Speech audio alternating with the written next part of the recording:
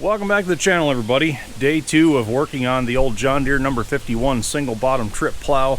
We did get some rain last night, about a ½ inch, so it was just enough to kind of brighten the green luster of all the moss that's growing on this poor old plow. But John Deere's are supposed to be green anyway, right? I moved it off away from the old 2-bottom parts plow a little bit because today I'm going to start getting into this trip clutch over on this side, and I'll probably pull the wheel off the other side, make sure everything is good in there, refresh the grease, clean it out.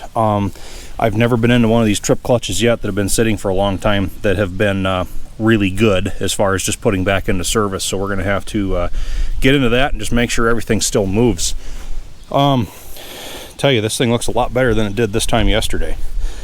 We went a long ways towards improving the mechanical condition of this plow, and the more I look at this, the more that cutting edge land side makes my eyelid twitch. But man, I just want to set that right. But I keep telling myself this is just about getting this thing working and seeing how it does. If it seems like it does a pretty good job, I think we'll make that land side right, as we discussed yesterday. But to get into this trip clutch, I think first thing I'm going to do, block under the bottom so it keeps that off the ground, and we'll just go ahead and trip it. There we go. That'll let tension off of things. So I'll start by removing the center cap. Well, all kinds of grease in here, that's a good thing. Let's see if we can get down to where the pin is. I think I see it. Should be, yep, a washer with stepped notches on it. Pretty common for these old plows. You find the deepest notch that secures the wheel so that it eliminates end play as much as possible. And then just put the pin in. Oh, it's stuck in pretty good with that grease. There's the pin. So we can pull that washer off. Okay, looks like we have several thrust washers behind it too for end play. That's nice to see. Now, I don't know a ton about these John Deeres, but if it's like my IH plows, the whole wheel should just slide right off. Yep. Oh yeah, we are really packed up with old dried grease in here. All that stuff's got to be cleaned out. Why, heavy duty axle. See, the roller in here does move.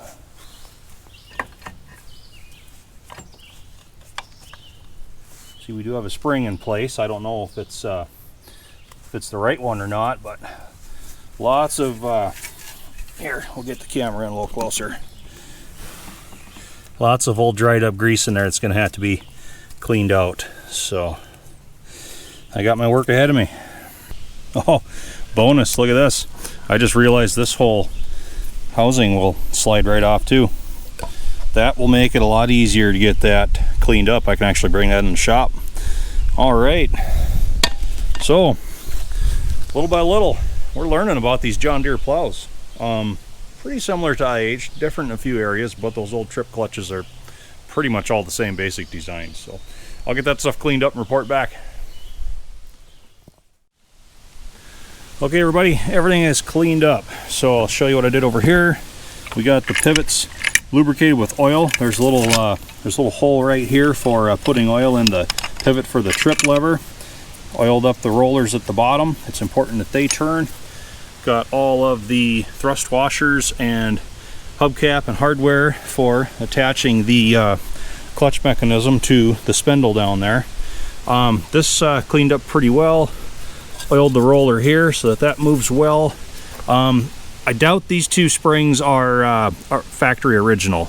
The CAD coated grade 2 bolt that holds them in was kind of my my main clue, but good tension on them and everything works really nice. I'm just, dang it, I want to redo that, but leave it alone, Squatch. We're just trying to make this thing work and see how it does. So, and then got all the old dried up grease out of here, made sure that this roller in here can engage in all of these pockets as needed, and there's nothing that's going to block it out of that. So we're ready to grease this stuff up and put it together.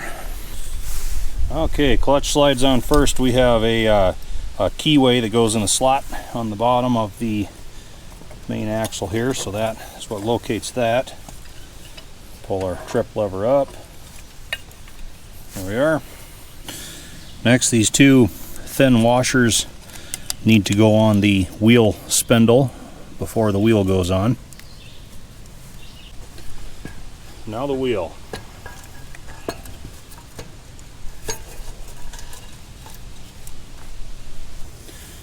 The three thrust washers go on next, followed by the lock collar. So I'll put this on and spin it around to where it looks like the pin is going to be the best fit. Be right here. So the pin can slide in there. And we'll finish it off with the hubcap.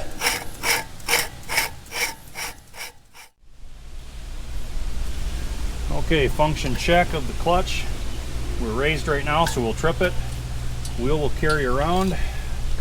Raising the axle puts the plow in the ground. Okay, we are in the down position. So we'll trip it again. And now we're raised. Should be good enough to try.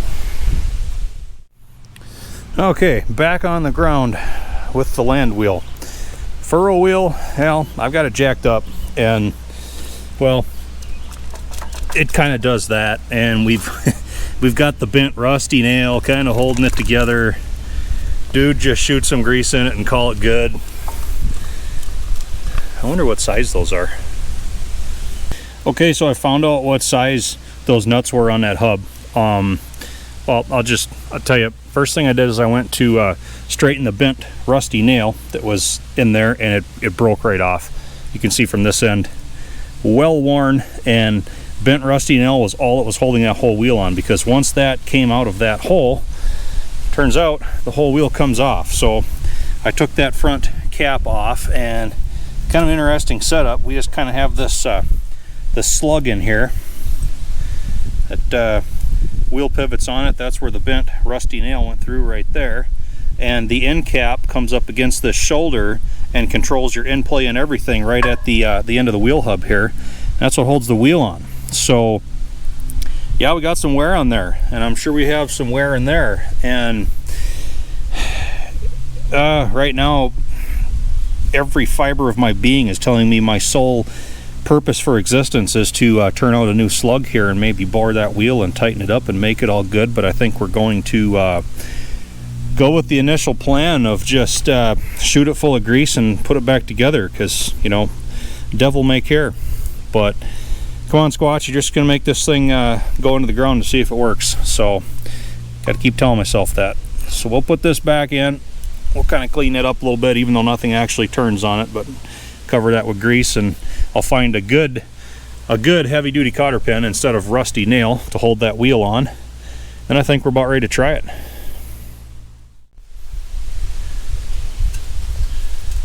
All right, wheel goes back on. Get lined up about where it needs to be.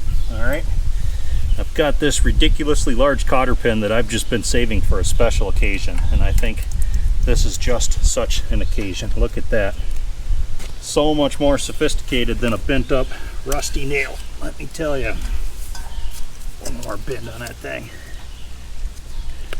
Oh yeah. I tell you what, it's still just as loose. It's not gonna fall off.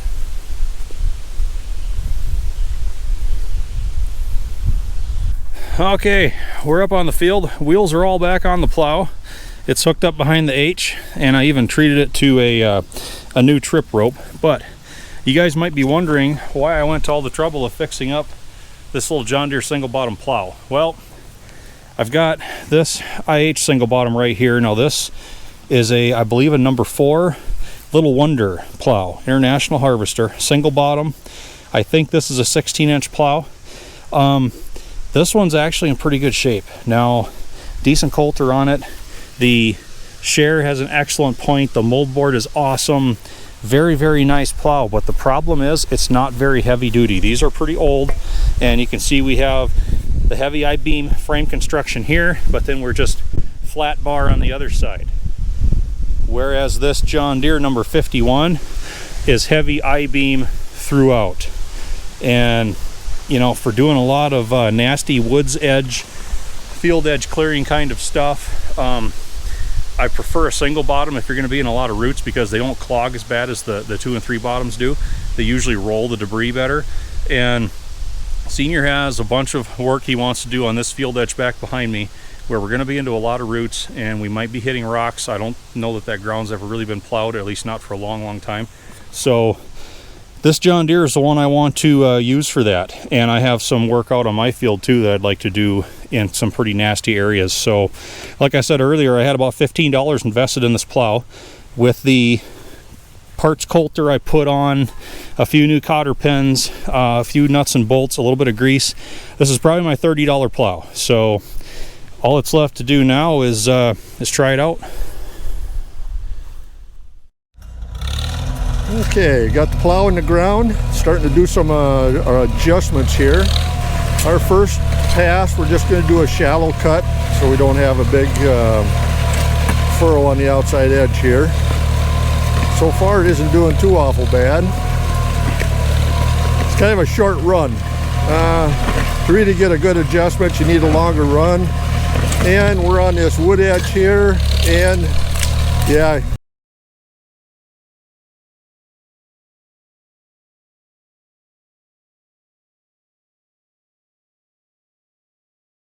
And we're on this wood edge here, and yeah, we're pulling up roots, all kinds of stuff, which I kind of expected. So anyway, the trip looked real good, brought her out of the ground, so we're going to get her lined up for another pass, and we might have to adjust the hitch so we get a full roll on the next pass here.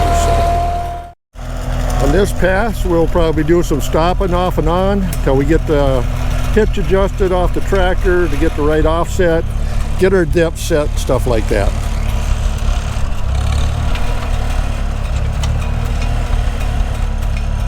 It's kind of a maiden voyage on this plow.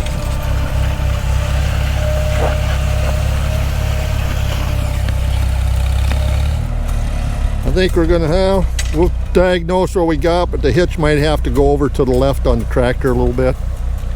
Now you see we have to do a hitch adjustment to bring the plow this way.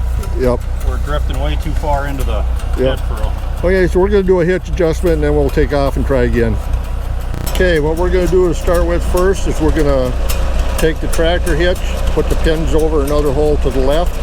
You kind of see kind of a little bend in the stuff here, so we'll see how this adjustment works. If this don't do it, we'll go to another plan.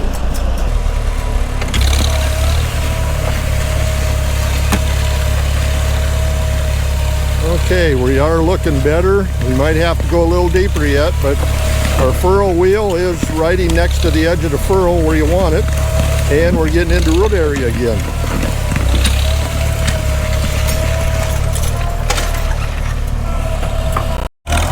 Okay, adjusted 2 notches deeper on the land wheel. Let's see how that works.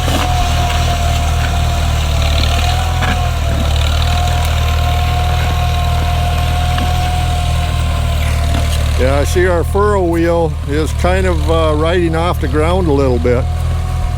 She's not sucking in real good.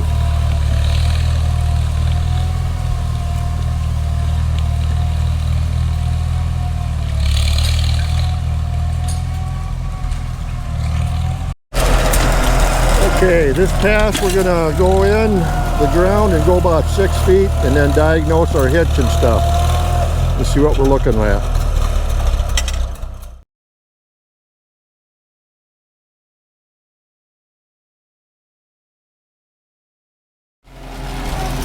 Okay, we're getting it dialed in a little bit better. This stuff we're in is pretty trashy ground for roots, but that last pass was starting to look pretty good.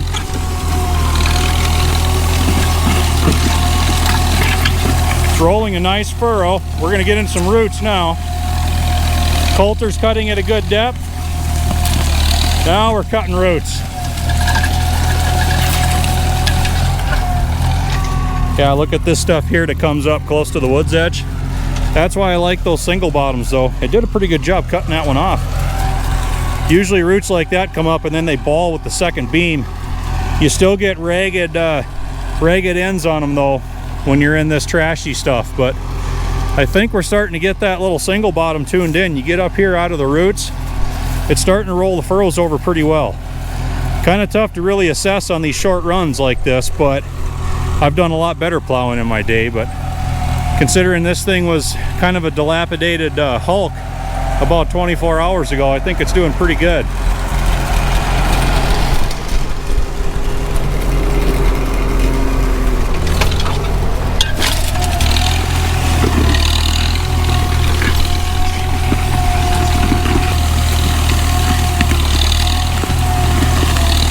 Cutting roots again now. Oh, there he hooked a big one. A little bit of a ball up that time.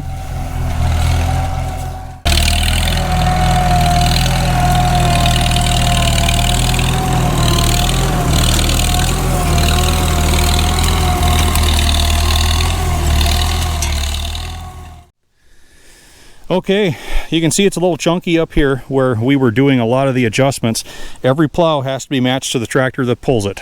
Hitch adjustments, draft adjustments, coulter adjustments, all that stuff. But as we went, it got a little bit better and a little bit better. And then by about the last 1, 2, 3, 4, 5, 6, 7 furrows, you can see where we were starting in here.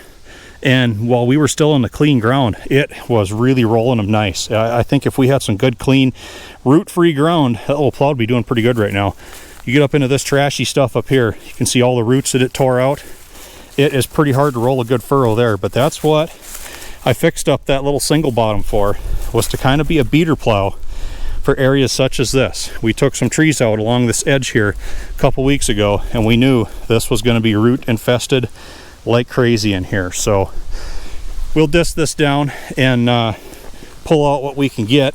But yeah, that's it really wasn't time wasted getting that little plow fixed up. Did you know to make a farmall pull an extra bottom than what it's rated for? Put a John Deere plow behind it. It'll try so hard to get away from that ugly thing, it'll pull an extra bottom. Okay, now that I made everybody mad, equal time. You know how you make a farmall? Pull a one bottom plow, make it a John Deere. Then a farmall can pull a one bottom plow. There, we're all friends again. Nobody's mad at anybody. You can swap brand names throughout that however you like. Universal joke. But yeah, we got the bottom shined up on that thing. Looking pretty good. We don't ever have to worry about greasing mold boards in this area. Our ground is so abrasive, 10 feet, it's going to be shiny just like that again. Nice big fat coulter to cut those roots. I tell you what, the little No.51 John Deere did pretty good today. So thanks for watching, everybody. Hope you enjoyed the 2-part video series. Time to put the H away and get some supper. Hope to see you back again.